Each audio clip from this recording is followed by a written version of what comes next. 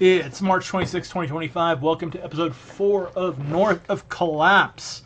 Yesterday we spoke nuclear weapons. Today we are speaking about something that Canadians forgot to their own dismay now at the end of the Cold War, and that is civil defense.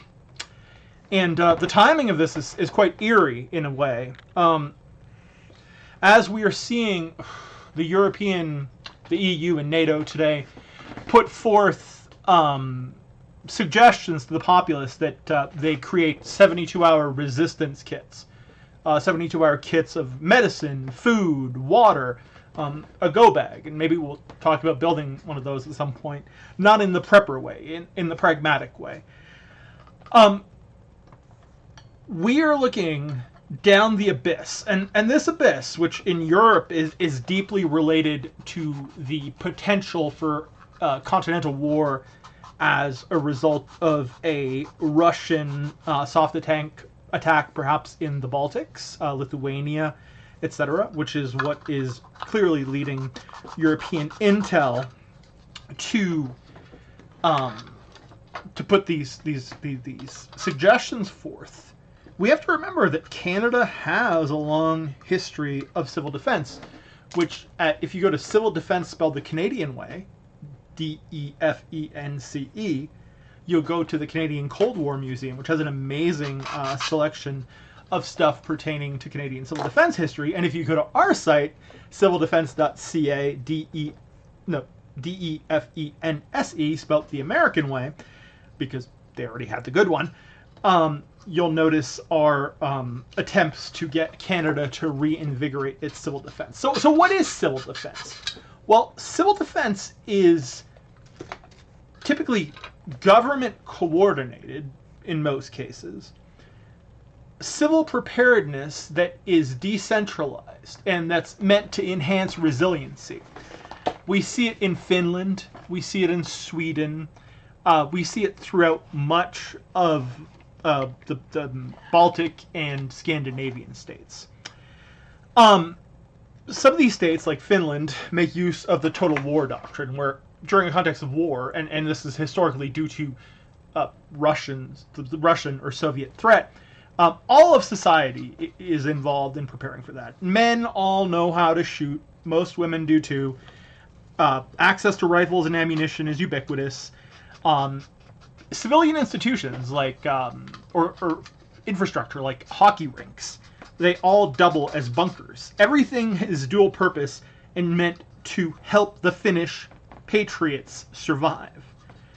Well, in the Cold War, we had fallout shelters and we had a civil defense corps, and part of it was wardens. These were people that would help evacuate neighborhoods. There were emergency assistant medic types who had some degree of first aid training.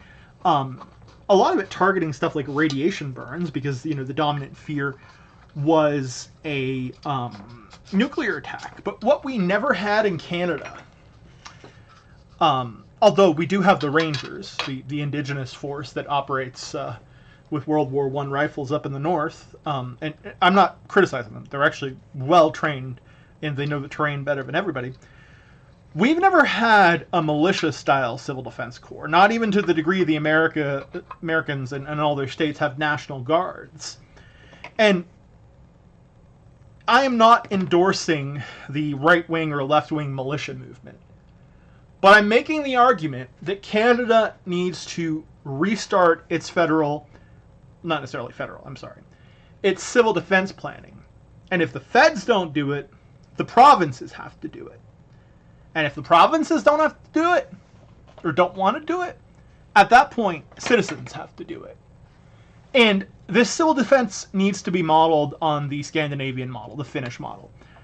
We need people who can do comms to help people organize. Ham radio operators. Hell, how many 60-somethings or 70-somethings do we have that know how to operate ham radios, who are just not community resources, but should be, and could pass this knowledge down, and would happily pass this knowledge down to other generations, probably for free or for cost? We need people with medical training in communities, self-organizing communities, evacuation points, evacuation routes. We need local medical care delivery in case of emergency. And unfortunately, because of the Maple MAGA fifth column, and because of the existential threat posed by the United States of America, we need an armed civil defense force. And I'm not talking about kitting out ordinary Calgarians with carbines, M8, what is it, the MC42? I don't know the name of the current. It's not that at all.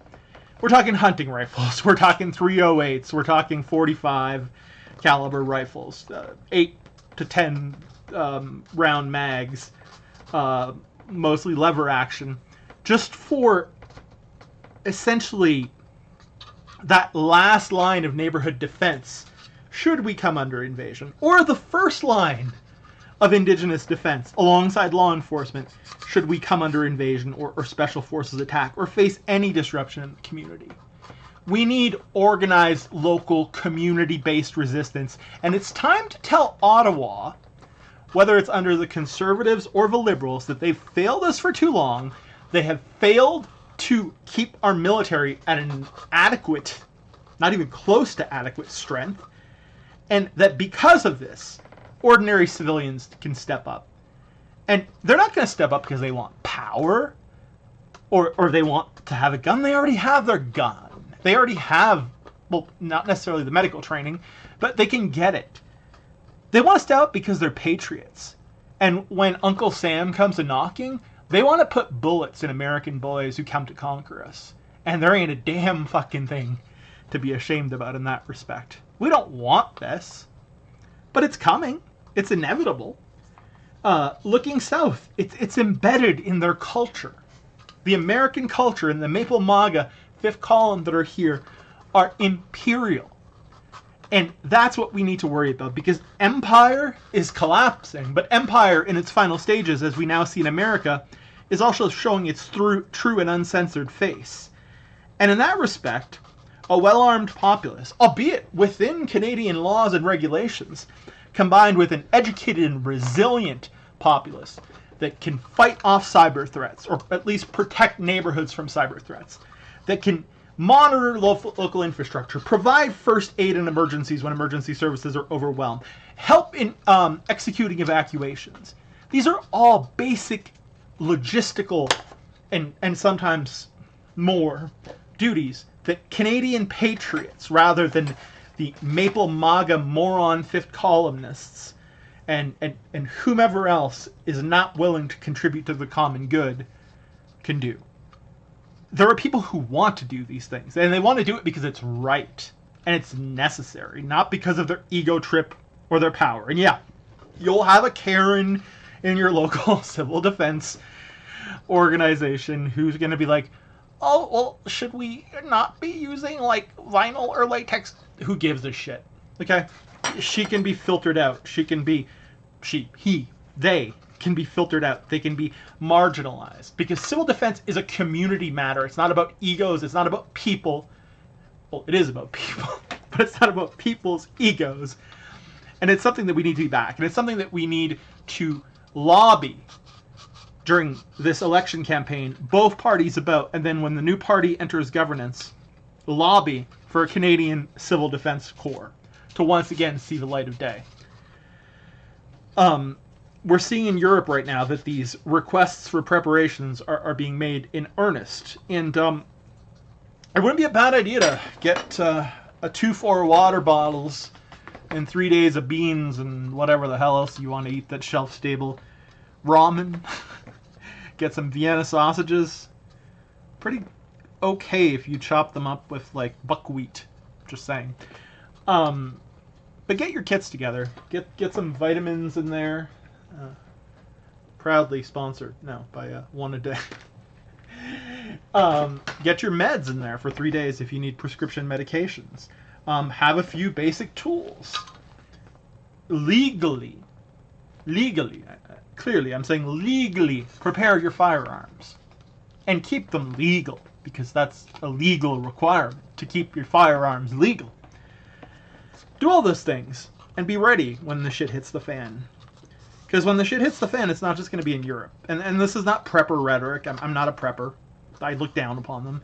This is pragmatism. This is post-ideological pragmatism for a country that is mostly made up of patriots, that is across a line from a violent, decaying empire that is on the verge of collapse. So now's the time, Canada. Get to it. There's no excuse. Pressure your MP. Pressure your provincial government that it's time for Canada to have renewed civil defense, along with the nukes that we spoke of yesterday. They're the two ends of the same spectrum, and they are crucial to the reassertion of Canadian sovereignty. Tomorrow, we'll be talking about something else. Don't know what it is yet. Have quite a bit of work to do tonight. We are working on a few projects that I will loop you all in on soon. But again, elbows up, whatever you want to say. Glory to Canada, and fuck the Maple MAGA fifth column. Thank you.